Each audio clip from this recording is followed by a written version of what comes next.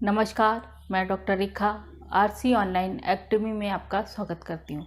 आज मैं आपको प्रकृतिवाद के बारे में बताऊंगी।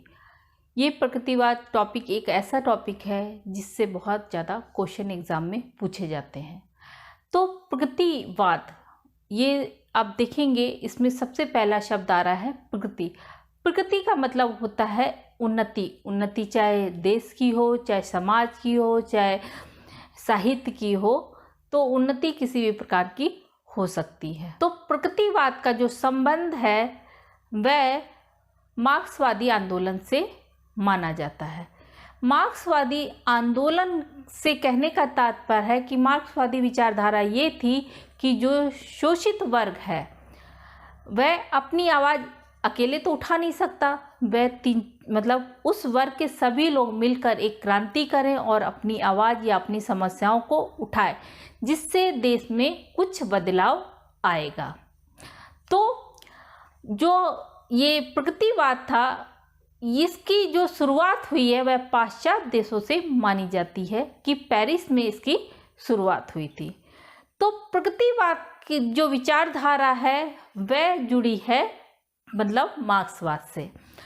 तो मार्क्सवाद शब्द जो है वो राजनीतिक में आप देखेंगे दिखाई देता है, लेकिन वही आप साहित्य में देखेंगे तो प्रकृतिवाद के नाम से जाना जाता है। तो थोड़ा हम अब प्रकृतिवाद के परिचय के बारे में जानेंगे, उसके बाद हम इसकी प्रवृत्तियों को ध्यान से समझेंगे। तो जो प्रकृतिवाद था, सन 1935 के आसपास E.M. फॉस्टर की अध्यक्षता पेरिस में प्रोग्रेसिव राइटर एसोसिएशन नामक अंतर्राष्ट्रीय संस्था का पहला अधिवेशन हुआ, जिसमें भारत से 2 व्यक्ति गए, जिनमें उनका नाम है मुल्क राज आनंद और सज्जाद जाहिर शामिल हुए। उसके बाद इन्होंने लंदन में प्रगतिशील लेखक संघ की स्थापना की। जब वे भारत लौटे तो उन्होंने 1936 में प्रेमचंद जी की अध्यक्षता में लखनऊ में पहला भारतीय प्रगतिशील लेखक संघ का अधिवेशन किया। इस अधिवेशन में प्रेमचंद जी ने एक भाषण दिया। उसमें कहा कि साहित्य केवल मनोरंजन का विषय ना होके अपितु समाज की प्रगति का भी घोतक होना चाहिए। उसके बाद दूसरा अधिवेशन हुआ, जिसकी अध्यक्षता रविन्द्रनाथ टैगोर जी ने की। तो इस अधिवेशन में आप देखेंगे भारतीय प्रगतिशील लेखक संघ का अधिवेशन हो चुका था। उनका मानना था कोई भी विचार जो समाज की प्रगति में या उन्नति में होता है वह प्रगतिशील कहलाता है। तो ये विचारधारा प्रगतिशील कवियों में भी आप देख सकते हैं, क्योंकि उन्होंने देखा है कि समाज में जो बुराइयां थीं उससे जनता को उबारने के लिए साहित्य लिखा है। मार्क्सवादी विचारधारा के अनुरूप लिखी गई कविता प्रगतिशील कविता कहलाती है। तो प्रगतिवाद का अर्थ विशुद्ध मार्क्सवादी विचारों से लिया जाता है। तो जैसा कि मार्क्सवादी विचारधारा के अंतर्गत ही समाज, वो लोग मानते थे 2 वर्ग समाज में होते हैं। पहला है शोषक और दूसरा है शोषित। तो समाज 2 वर्गों में बटा है। शोषक जो कि पूंजीपति था, मिल मालिक था, और शोषित में मजदूर वर्ग, निम्न वर्ग, श्रमिक, ये सब आते थे। तो जो शोषक था वह मजदूर वर्ग का शोषण कर रहा था, मालिक चैन की नींद सोता था और गरीब पूरे दिन मेहनत करके भी 2 जून की रोटी नहीं कमा पा रहा था। तो प्रगतिशील या प्रगतिवादी जो कवि थे, उन्होंने शोषित वर्ग के बारे में लिखा है, ना कि शोषक वर्ग के बारे में, क्योंकि वह शोषक वर्ग से जो मजदूर वर्ग का शोषण कर रहा था उसके लिए उनके मन में घृणा का भाव था। ना कि दया का। दया का भाव उनके मन में शोषित वर्ग के लिए था, तो उसी के लिए उन्होंने अपनी लेखनी उठाई। समाज में क्रांति लाने के लिए उन्होंने लेख लिखे, कविताएं लिखी, और उन्होंने जो शोषक वर्ग था, मतलब जमींदार वर्ग कह लीजिए, तो उसके लिए उन्होंने क्या किया, व्यंग्यात्मक लेखनी उठाई, मतलब व्यंग के जरिए उन पे तान कसा।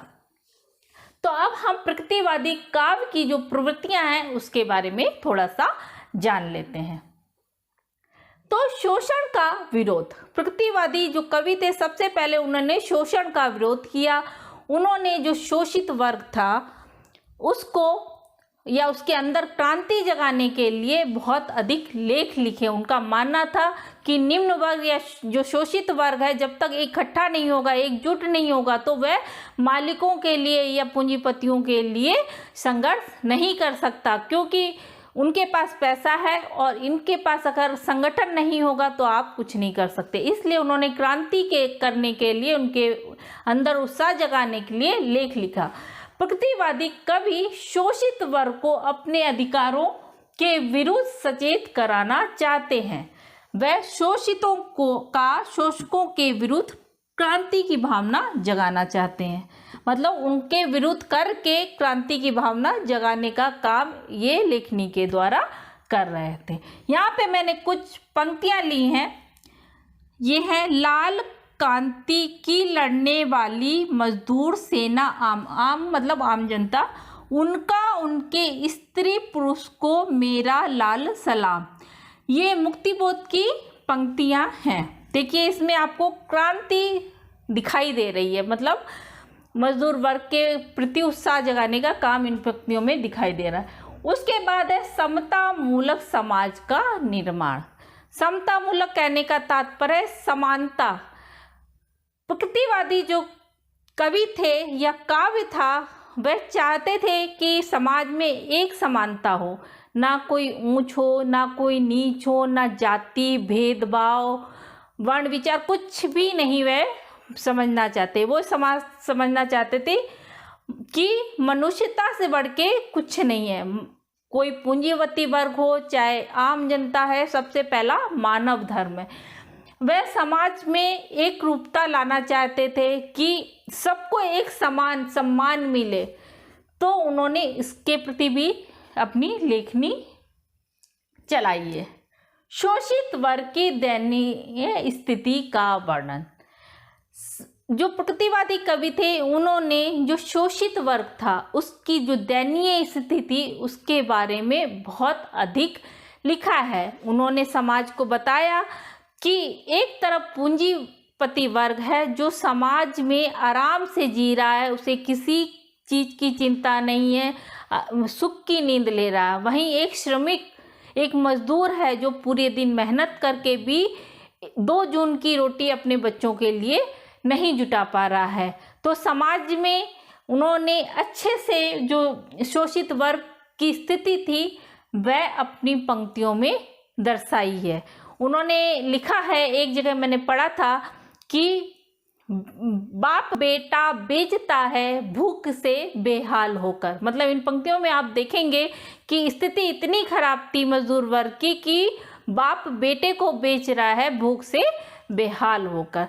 तो प्रवृत्तियां मैंने आपको थोड़ी बताई, कुछ और प्रवृत्तियां भी हैं, उनके बारे में भी जान लेते हैं। चौथी प्रवृत्ति है उपयोगितावाद। प्रकृतिवादी कवि ऐसा मानते थे कि जो साहित्य लिखा जाए वह कुछ महत्वपूर्ण हो, मतलब जिसका मानव जीवन से संबंध हो। ऐसा नहीं कि वो पढ़ने में अच्छा लगे या किसी मनोरंजन के लिए लिखा जाए। साहित्य ऐसा हो जो कि किसी के विचारों में बदलाव ला सके, समाज को प्रकृति की ओर लेकर जाए। तो इसमें उपयोगितावाद एक महत्वपूर्ण प्रवृत्ति है प्रकृतिवादी कवियों की। प्रकृतिवादी कवि उसी साहित्य को कृति मानते थे जिसका मानव जीवन से अधिक महत्वपूर्ण हो, मतलब मानव जीवन से अधिक संबंध रखता हो, चाहे वह सामान्य जनता हो चाहे निम्न वर्ग हो। तो वह ऐसी उपयोगितावाद को बढ़ावा देते थे। क्रांति की भावना, क्रांति की भावना वह जो शोषक था उसके मन में जगाना चाहते थे, या ये कह लीजिए वह भड़काना चाहते थे अपनी कृतियों के माध्यम से।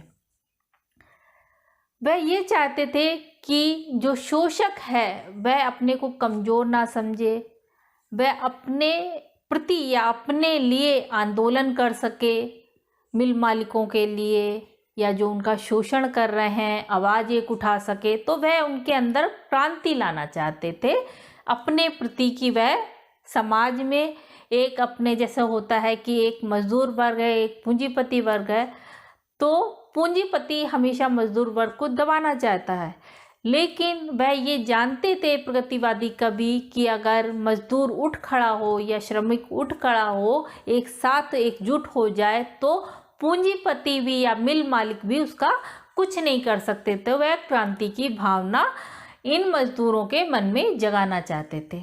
देखिए इन पंक्तियों में कवि कुछ ऐसी तान सुनाओ जिससे उथल पुथल मच जाए। देखिए इन पंक्तियों में आप देख सकते हैं कि ऐसी तान मतलब उथल पुथल का मतलब जब या तो जोश वाली पंक्तियाँ होंगी या कैसे कुछ उसमें मतलब भावनाएं छुपी होंगी। तो कवि कुछ ऐसी तान सुनाओ जिससे उथल पुथल मच जाए, मतलब क्रांति की भावना के ऊपर कुछ लेख लिखो। इन पंक्तियों में ऐसा प्रतीत हो रहा है।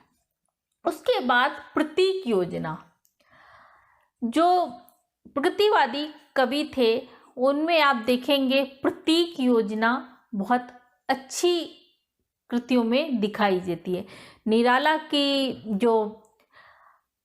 का जो काव्य है कुकुरमुत्ता, उसमें आप देखेंगे प्रतीक योजना दिखाई देती है। उसमें जो गुलाब है वह पूंजीपति वर्ग का प्रतीक है, और उसमें वो खुशबू कहाँ से आती है, जब उसमें खाद वाद डाली जाती है। अगर आपने ये काव्य पढ़ा होगा तो आपको पता होगा। तो जो प्रगतिवादी कवि थे वह प्रतीक योजना का बहुत अच्छा मतलब प्रस्तुतिकरण देते थे अपनी कविताओं में। उसके बाद है नारी विषयक दृष्टिकोण। प्रगतिवादी कवि जो थे उनके लिए नारी और पुरुष एक समान, जो अधिकार नारी पुरुष को दिए गए हैं वही वह चाहते थे नारी को भी मिले। उनकी शिक्षा पर बल दिया जाए, मतलब जो विधवा विवाह होता है उसको बढ़ावा दिया जाए। मतलब वो चाहते थे नारी का समाज में जो प्रगति होनी चाहिए वह नहीं हुई, वह होनी ही चाहिए। मतलब पुरुष के बराबर स्त्री को मान सम्मान मिलना ही चाहिए। इस पर भी उन्होंने बहुत अधिक कविता लिखी है। जैसे इन पंक्तियों में देखिए, ये बहुत ही प्रसिद्ध पंक्तियां हैं।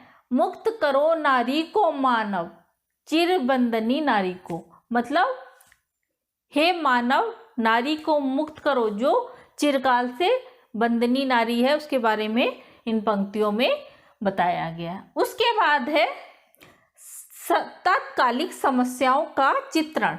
तात्कालिक समस्याएं मतलब प्रगतिवादी समय में जो प्रगतिवाद का युग था उस समय कुछ समस्याएं देश में विद्यमान थी, उसका चित्रण इन प्रगतिवादी कवियों ने अपनी कविताओं में या कृतियों में दर्शाया है। तो देखिए इन पंक्तियों, बाप बेटा बेचता है भूख से बेहाल होकर, धर्म धीरज प्राण खोकर हो रही अनरीति राष्ट्र सारा देखता है। ये पंक्तियाँ लिखी गई हैं। इन पंक्तियों से प्रतीत होता है कि ये उसकी स्थिति को दर्शाते हुए ये पंक्तियाँ लिखी गई हैं कि बाप एक बेटे को बेच देता है क्योंकि वह भूख से बेहाल है। धर्म धीरज प्राण खोकर, मतलब धर्म की सारी मान्यताएं तोड़ देता है, धीरज भी अपना खो देता है, प्राण खोकर हो रही अनरीति। ये रीति कभी नहीं हुई, लेकिन हो रही अनरीति मतलब ये परंपरा कभी नहीं थी, ये रीति कभी नहीं थी देश में। सारा राष्ट्र सारा देखता है, मतलब मजदूर वर्ग को ऐसा करते हुए पूरा समाज, पूरा राष्ट्र देख रहा है, लेकिन कोई भी उसके प्रति सहानुभूति नहीं दिखा रहा है। उसके बाद जो प्रगतिवादी कवि थे या काव्य जो लिखा गया, उसकी भाषा शैली, इनकी भाषा बहुत ही सरल सुबोध दिखाई पड़ती है। इन्होंने जो पौराणिक छंद थे उनका प्रयोग नहीं किया है, इन्होंने मुक्तक छंदों का प्रयोग किया है। और जो ये कवि हैं, इन्होंने आप देखेंगे प्रतीकात्मक शैली अपनाई है, मतलब व्यवहारिक शैली का प्रयोग किया है, जनमानस तक जिसको आसानी से पहुंचाया जा सके वह शैली भाषा में अपनाई है, मतलब वह शैली हमें इनकी भाषा में दिखाई देती है। तो आप देखेंगे कि प्रगतिवादी काव्य की जो प्रवृत्तियां हैं वह थी कि मेन प्रवृत्ति आप अगर इस तरह से देखें तो आप देखेंगे वह समाज का उत्थान करना चाहते थे, समाज में व्याप्त बुराइयों को दूर करने के लिए मतलब उन्होंने कदम उठाए। आप देखेंगे इन्होंने जितना भी लिखा है पूंजीपति वर्ग के लिए कुछ भी नहीं लिखा है, सिर्फ शोषित वर्ग के लिए इन्होंने कलम उठाई है। और इसमें आप देखेंगे बहुत सारे कवि हैं, जिसमें नागेंद्र निराला, ये आप जानते ही हैं, इन्होंने सारी रचनाएं प्रगतिशीलवादी काव्य के अंतर्गत की हैं। तो आज मैंने आपको प्रगतिवादी काव्य की प्रवृत्तियों के बारे में बताया है। अगर आपको हमारा ये वीडियो पसंद आया है तो हमारे चैनल को लाइक करें, वीडियो को सब्सक्राइब करें। नमस्कार।